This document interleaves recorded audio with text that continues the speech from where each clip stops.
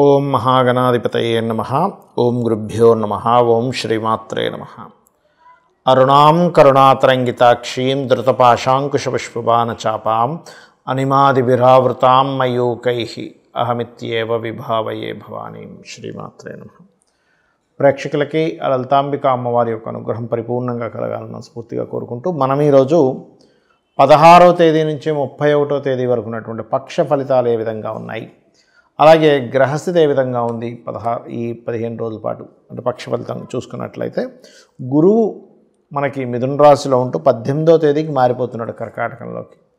అలాగే శుక్రుడు 17వ తేదీ శుక్రుడు చూసుకున్నట్లయితే అక్కడే ఉంటున్నాడు కన్యారాశిలోనే. రవి మాత్రం 17వ తేదీకి కన్యారాశి నుంచి తులారాశిలోకి మారుతున్నాడు. మరియు తులారాశిలో కుజుడు బుధుడు ఇద్దరు ఉన్నారు. ఆ కుజుడు బుధుడు కూడా కుజుడు 27వ తేదీకి, బుధుడేమో 24వ తేదీకి వృశ్చిక రాశిలోకి మారిపోతున్నారు.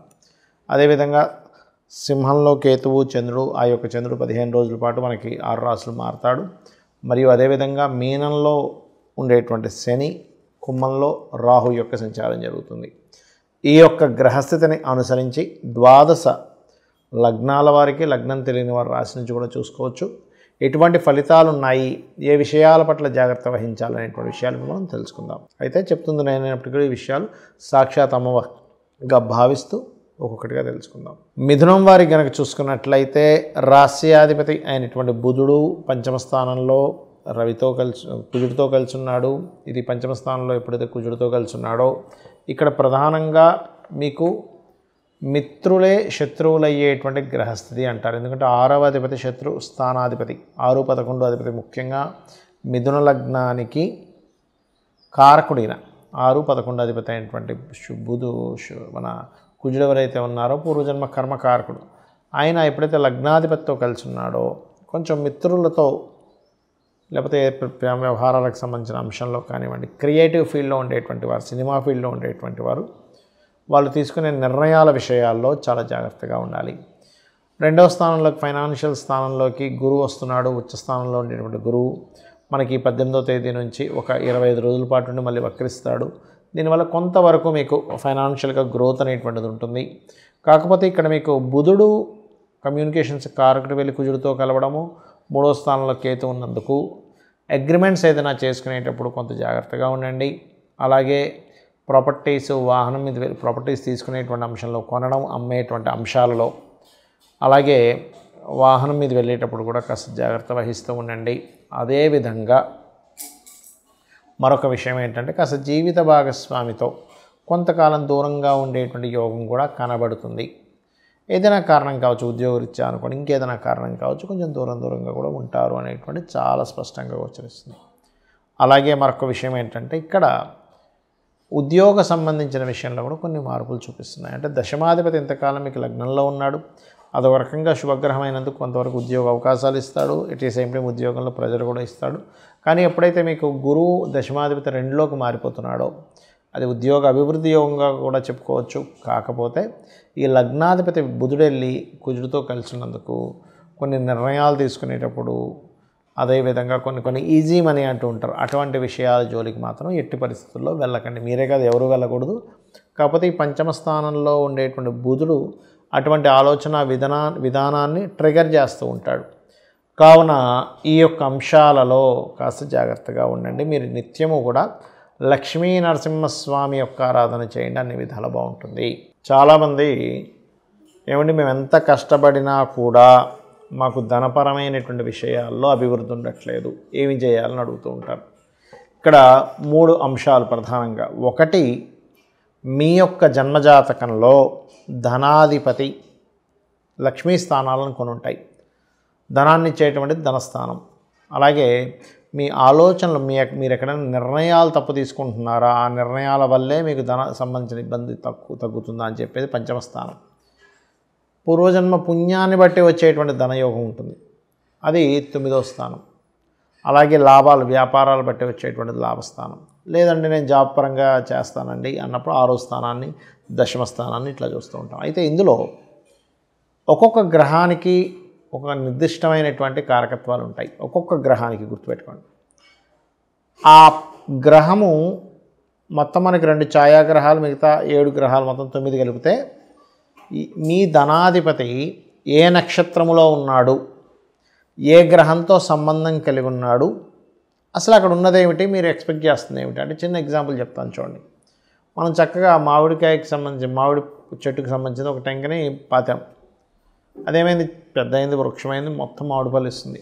మీరు ఎక్స్పెక్టేషన్ మాత్రం చింతకాయలు రావాలనో లేకపోతే సీతాఫలం రావాలనో అనుకున్నారు. అది రావట్లేదు. ఎక్కడి నుంచి వస్తుంది అంటే మీరు ఏదైతే నాటారో భూమిలో దాని యొక్క ఫలమే వస్తుంది. అలాగే మనం పూర్వజన్మలో ఏదైతే కర్మ చేశామో ఆ కర్మ సంబంధించిన ఫలితం వస్తూ ఉంటుంది. జ్యోతిష్ శాస్త్రంలో మీకు అసలు ధనయోగం ఎందులో ఉందో చూసుకోవాలి. అంటే ఒక వ్యాపారం చేస్తే ఉందా, ఉద్యోగం చేస్తే ఉందా, ఆ ఉద్యోగం కూడా ఇక్కడ చేస్తూ ఉందా, వేరే రాష్ట్రానికి మారాలా, వేరే దేశానికి వెళ్ళాలా. చాలామంది ఏమనుకుంటారు, ఏమంటే నేను పెద్దగా చదువుకోలేదు, ఏ దేశానికి వెళ్తాను. కొన్ని వృత్తులకి, కొన్ని టాలెంట్స్కి చదువుతో సంబంధం అనేటువంటిది ఉండదు. ఇది ముఖ్యంగా గుర్తుపెట్టుకోవాలి. అలాగే వ్యాపారం చేసేటట్టయినా, చదువుకునేటప్పుడైనా కూడా ముఖ్యంగా చిన్నపిల్లలకి ఒక ఏజ్ వచ్చినప్పటి నుంచే, ఒక సర్టన్ ఏజ్ స్టార్ట్ అయినప్పటి నుంచే జాతకం చూపించుకుంటే అసలు వీళ్ళు ఏ రంగాల్లోకి వెళ్తే బాగుంటుంది. ఆ పిల్లవాడికి ఇంజనీరింగ్లో ఉంటుంది, పాపం తల్లిదండ్రులు వీళ్ళు డాక్టర్ చదివిసి వీళ్ళ లైఫ్ బాగుంటుందేమో అనుకుంటే దాని మీద ఇంట్రెస్ట్ ఉండక సరిగ్గా అది నడవక ఎందుకు చదివేంటారు ఎంబీబీఎస్ అన్నట్టుగా ఉంటుంది. ఇంకొంతమందికి ఫ్యాషన్ దాని మీద ఉంటే వాళ్ళు వెళ్ళి ఇంకో డాక్టర్ చదువుతూ ఉంటారు. అట్లా ఏంటంటే అసలు మొట్టమొదటిగా మన జన్మజాతకంలో అసలు ఏ యోగం ఉంది. అందరికీ కూడా ఆర్థికమైనటువంటి ఇబ్బందులే 90% ఉంటాయి. మిగతా అంతా కూడా ఏంటి, ఆరోగ్యం అనుకోండి, మిగతా మ్యారిటల్ ఇష్యూస్ అనుకోండి, ఇవన్నీ దట్ ఈస్ డిఫరెంట్ థింగ్.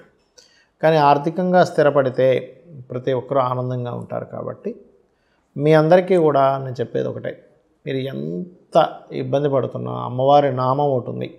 అది కనుక మీరు స్మరించుకోగలిగితే భక్తి, శ్రద్ధ, భావనతో నిత్యము రోజు చేస్తూ ఎక్కడా కూడా టైం తప్పకుండా, ఎందుకంటే ఉదయం పూటే చేయండి. చాలామంది ఏంటంటే ఏమంటే సాయంత్రం చేసుకోవచ్చా, ఉదయం మిస్ అయితే అంటే చేయొచ్చు, చేయకూడదని కాదు. కానీ ఏమవుతుంటుందంటే ప్రాక్టికల్గా నేను చూసినప్పుడు కొంతమందికి నాన్ వెజిటేరియనో లేకపోతే ఇంకోటితో అలవాటు ఉంటుంది.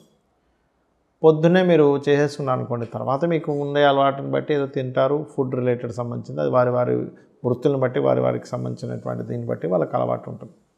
ఇక్కడ ఏమవుతుంది, మధ్యాహ్నం ఏదో నాన్ వెజిటేరియన్ తిన్నారు, అమ్మో ఇవాళ సాయంత్రం నేను చేయకూడదు కదా, అమ్మవారిది కదా అని పెండింగ్ పెడతాం. ఈ కంటిన్యూటీ అనేటువంటిది మన ఆహారపు అలవాట్ల మూలంగా ఎక్కడో అది ఆగుతూ ఉంటుంది.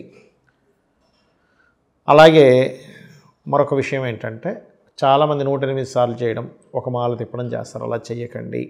ఒక 45 నిమిషాలు లేదా అరగంట సేపు నేను చెప్పబోయే మంత్రాన్ని చేయండి. ఖచ్చితంగా మీకు ఫైనాన్షియల్గా బాగుంటుంది, అప్పులున్నా కూడా క్లియర్ అవుతాయి. ఆ రెండో ఏంటో కూడా చెప్తాను. ఒకటి, ఓం ధర్మాధ్యక్ష ధనాధ్యక్ష ధనధాన్య వివర్ధినియే నమః. ఇది మీరు పలికేటప్పుడు ఆ భావన కనెక్ట్ అవ్వాలి. ధర్మాధ్యక్ష అనగానే ఆ ధర్మాన్ని అధ్యక్షురాలు నీవే తల్లి. ధనాధ్యక్ష, ఈ విశ్వంలో ఉండేటువంటి ప్రతి ఏదైతే మనీ ఫామ్లో ఉందో, మనీ అనేటువంటి పవర్ ఫామ్లో ఉందో అంతటికీ అధ్యక్షురాలు నువ్వే తల్లి. ధనధాన్య వివర్ధిని, ధనాన్ని ధాన్యాన్ని ఇచ్చే తల్లివి నువ్వే కదా అని లలిత అమ్మవారిని అనుకోండి. అలాగే ఓం అపర్ణాయై నమః. ఈ మంత్రము ఖచ్చితంగా మీకు అప్పుల నుంచి బయటపడేస్తుంది. అప్పుల బాధల నుంచి బయటపడగలుగుతారు. అంటే క్యాలిక్యులేషన్ అనేది స్టార్ట్ అవుతుంది. ఎలా చేయాలి, ఎలా అప్పు తీర్చుకోవాలి, నాకు ఉన్నటువంటి అప్పు ఎలాగా అనే దాని మీద మనకి అర్థమవుతూ ఉంటుంది. ఈ 2 నామాలు రోజు చేయండి. 100% మీకున్నటువంటి అప్పులు తగ్గడము, మీకు ఫైనాన్షియల్గా గ్రోత్ పెరగడం జరుగుతుంది. మీరు అనుకోవచ్చామండి ఇవన్నీ నేను ఇంట్లో కూర్చుంటే చేస్తే అవుతుంది. ఇంట్లో కూర్చుంటే చేయడం కాదు, మీ పనులు మీరు చేసుకుంటూ, మీ ప్రయత్నాలు మీరు చేస్తే ప్రయత్నమే భగవంతుడు, ప్రయత్నమే అమ్మవారు. గుర్తుపెట్టుకోండి. ప్రతి ఫామ్లోని ఒక్కొక్క రూపంలో, ఎనర్జీ రూపంలో అమ్మవారు ఉంటుంది. ఇది మీరు చేసి మీ అందరూ తరించాలని మనస్ఫూర్తిగా కోరుకుంటూ శ్రీమాత్రే నమః.